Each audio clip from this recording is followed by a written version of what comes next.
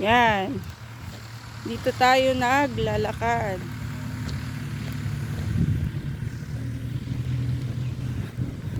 Yan, masarap ang hangin. Excuse me. Masarap ang hangin. Nasasalubong sa inyo dito. So, kaya ako ginawa itong paglalakad dahil doon niya sa kasabihan na walking is the best exercise. Dahil hindi na nga tayo nakakapaglakad. Pagkakakain, tuloy trabaho na. Hindi na na-stretch yung ating katawan.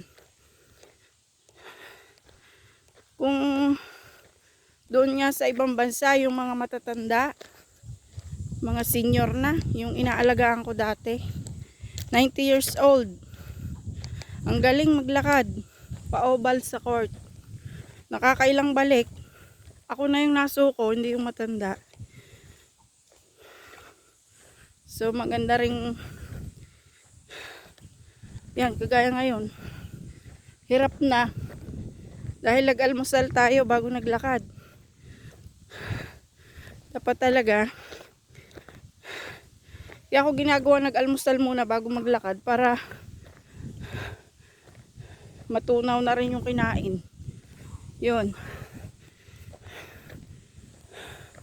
may dala tayong panyo tsaka tubig, kalahati lang, hindi naman natin mauubos yun.